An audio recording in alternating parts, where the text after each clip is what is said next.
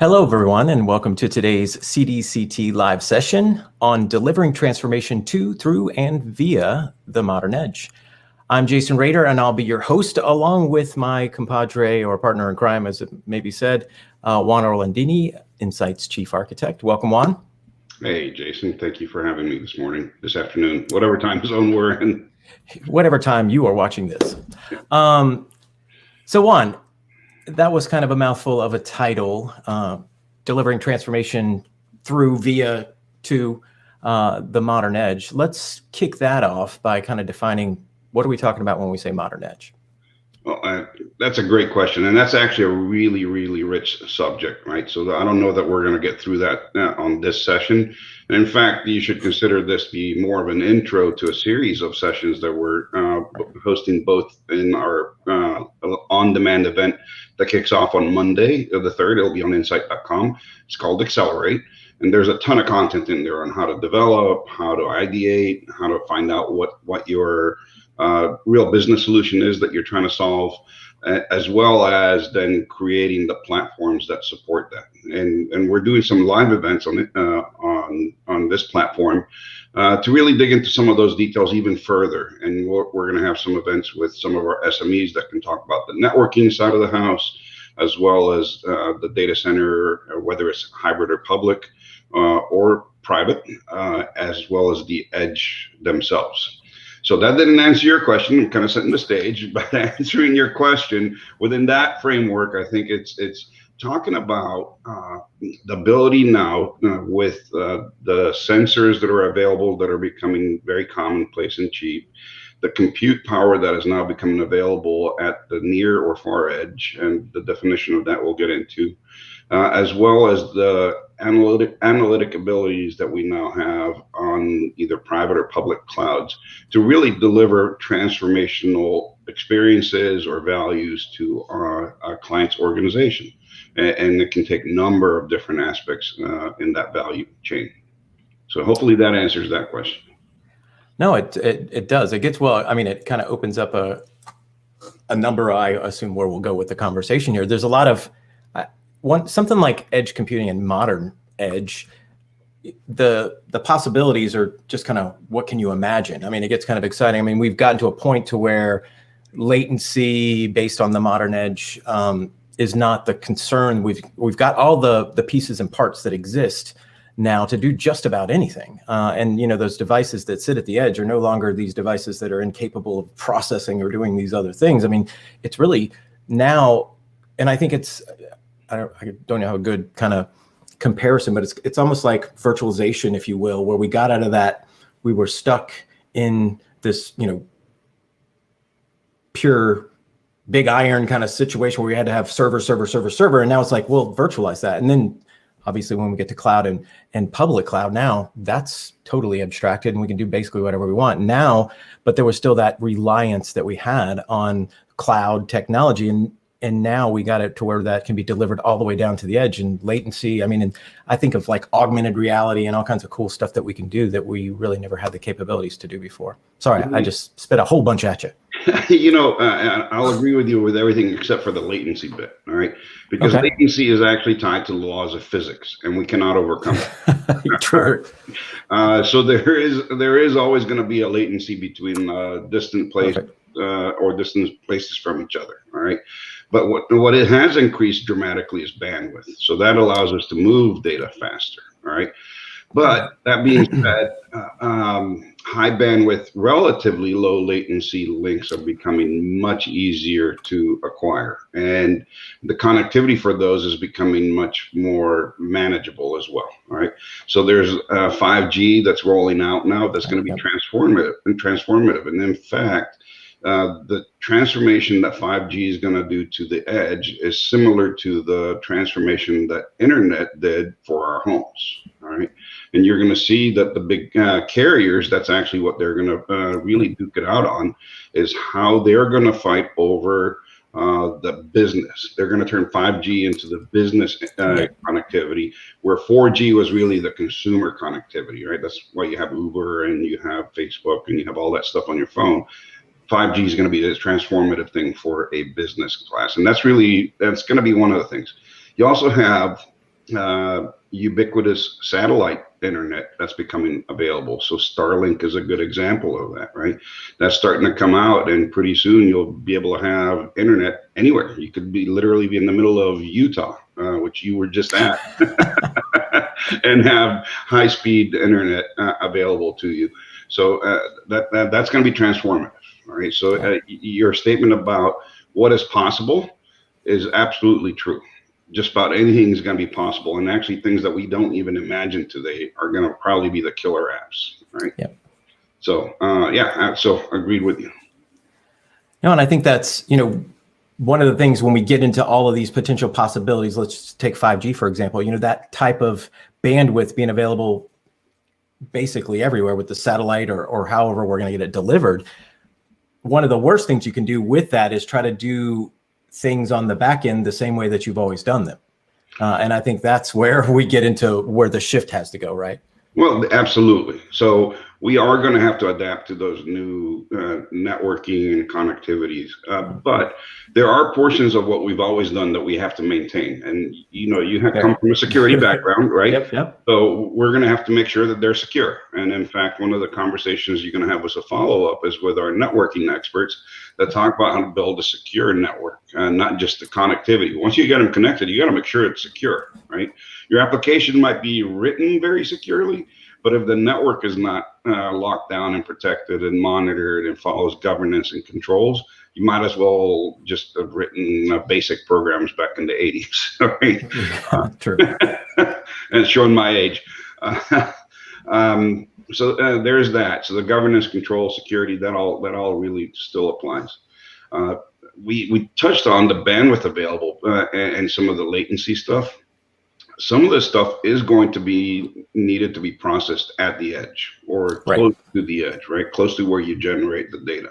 So your example was AR, VR kind of stuff.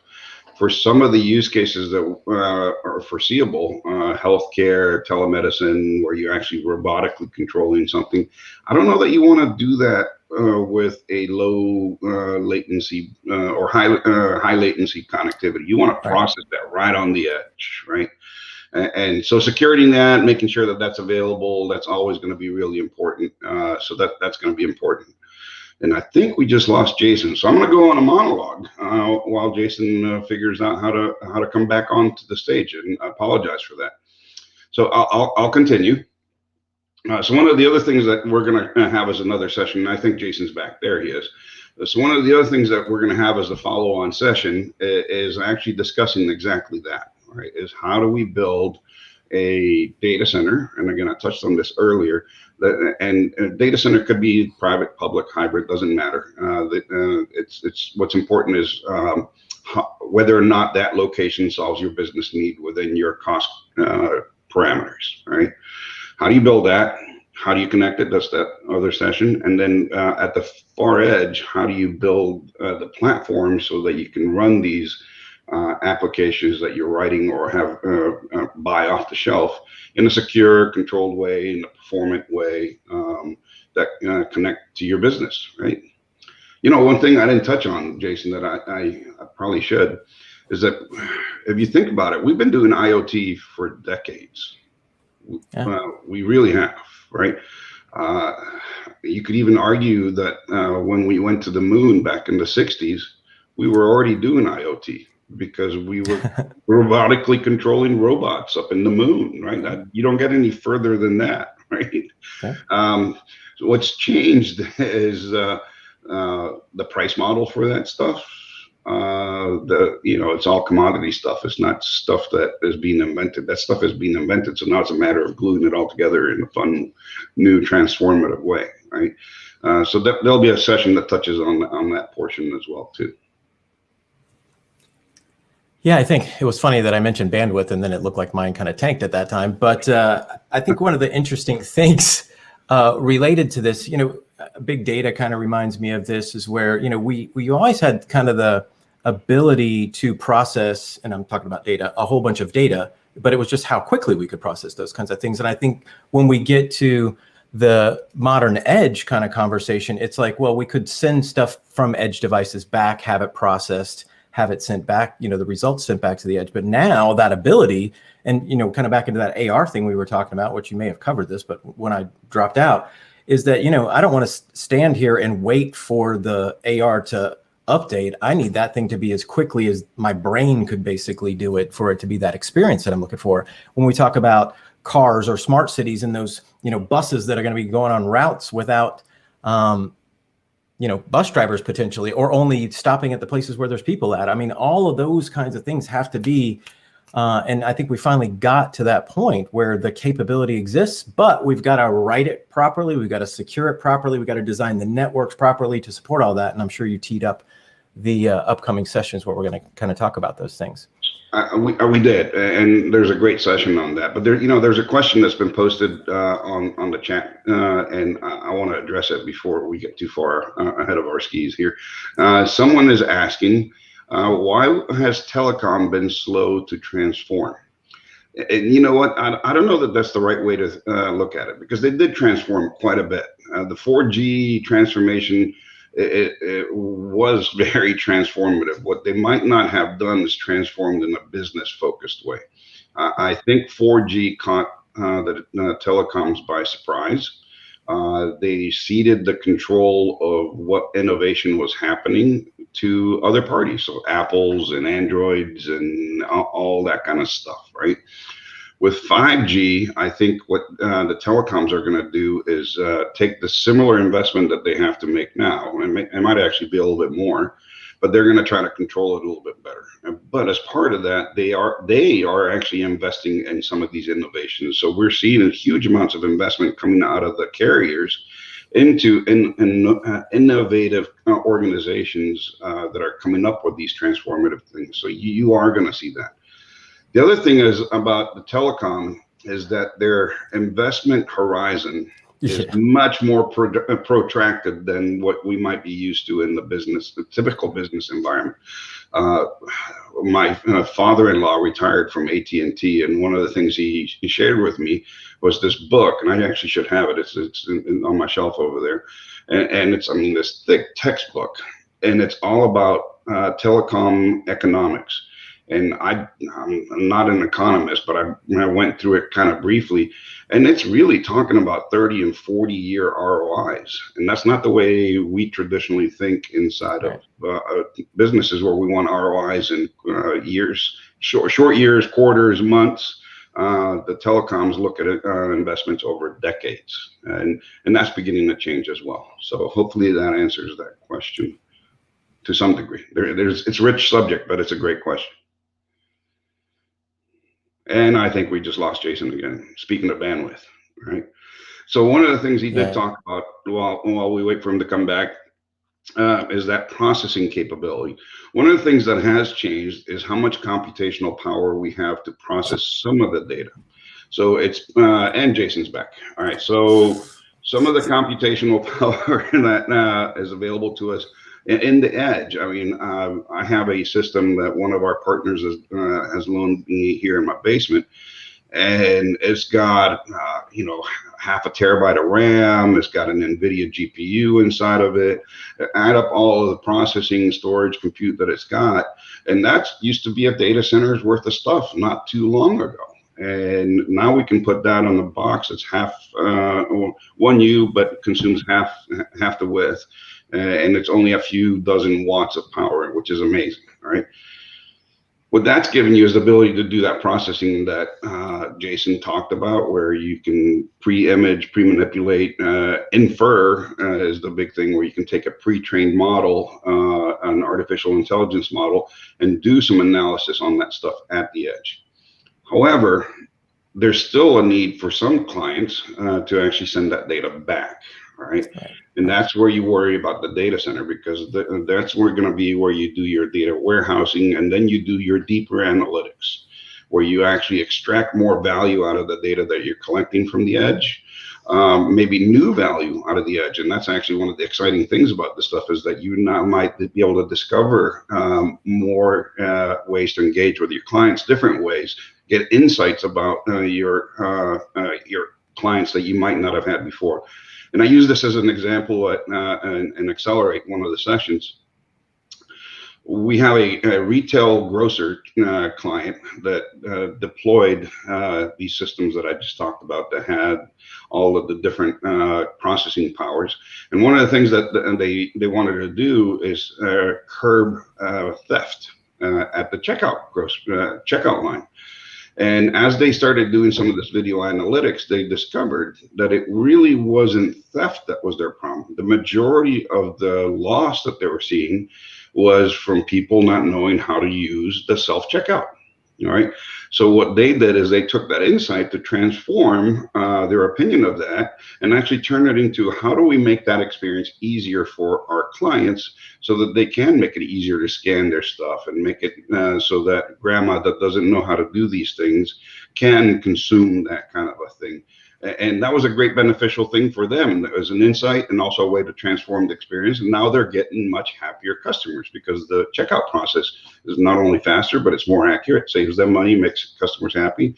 So there's lots of cool things that you can discover through these things that are amazing. So check out some of these Accelerate videos. We get into that subject a lot deeper.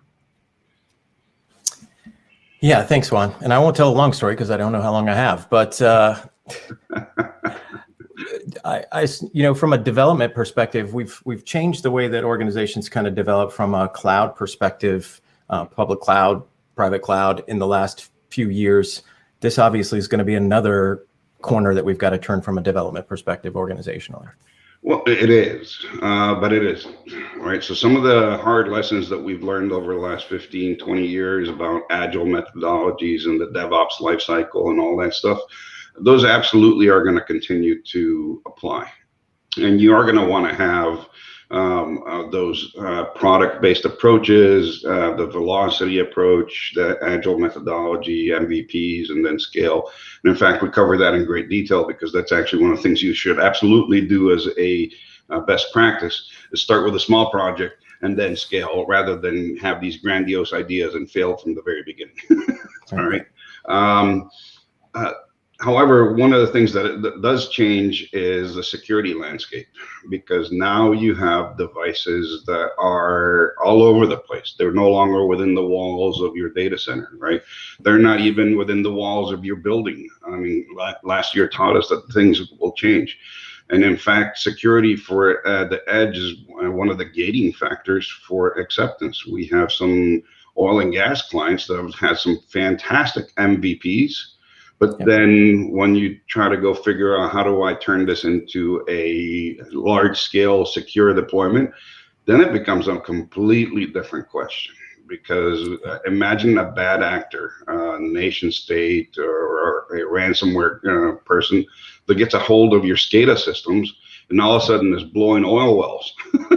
Or refineries or whatnot, right? Yeah, that is a different level of security, and that absolutely has to be integrated into the whole process. Yeah, absolutely. I mean, we just saw that with the water treatment facility in my state of Florida, where those kinds of things can catch you by surprise.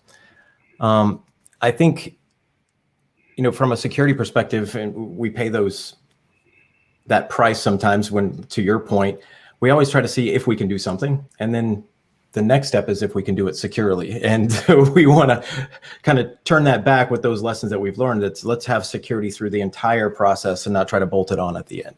Always the best way to do it. But again, you've got to get the right folks in the right room at the right time to make sure that everybody understands kind of where we're, how we're going to do this thing. And that's sometimes that ship is left port by the time you have a product already developed.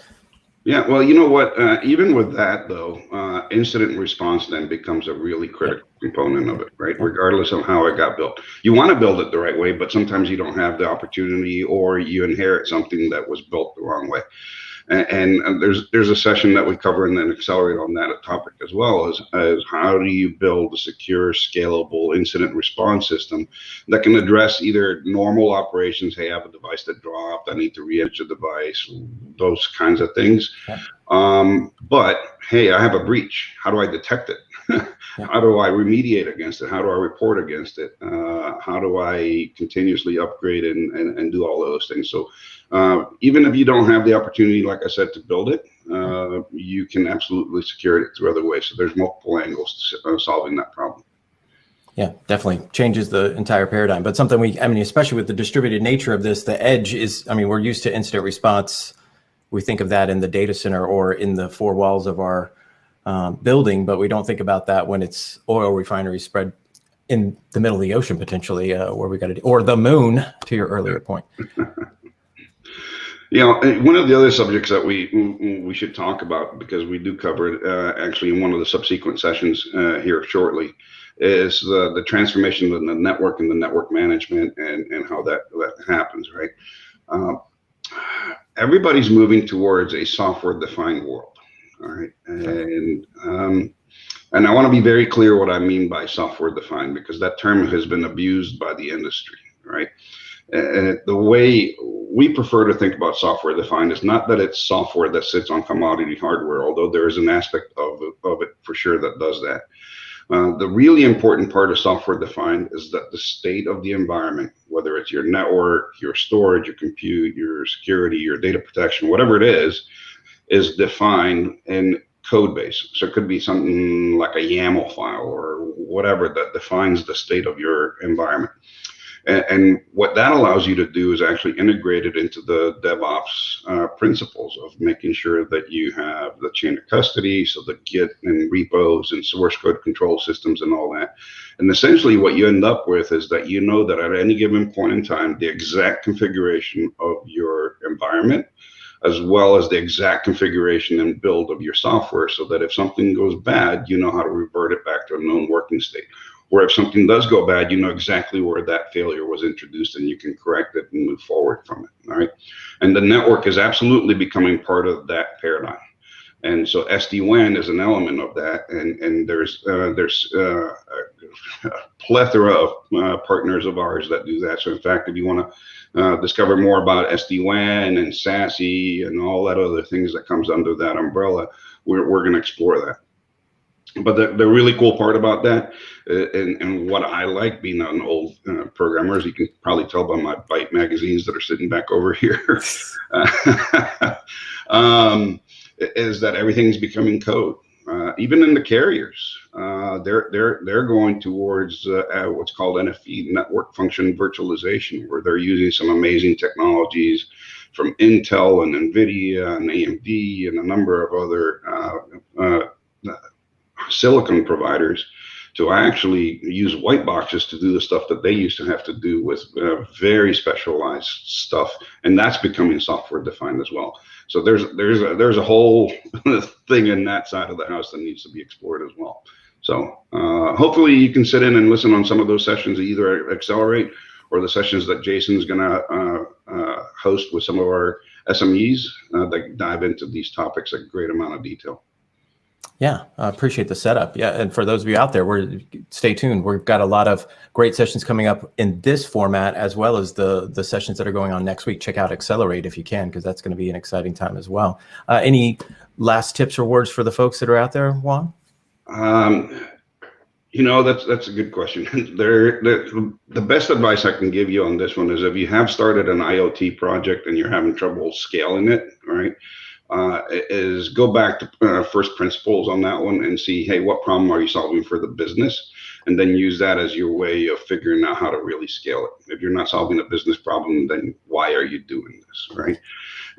If you have not started doing that, start with that as your first principle, right? Is figure out, what are you trying to do for the business? Does this make me money? Does this save me money, right? First principles.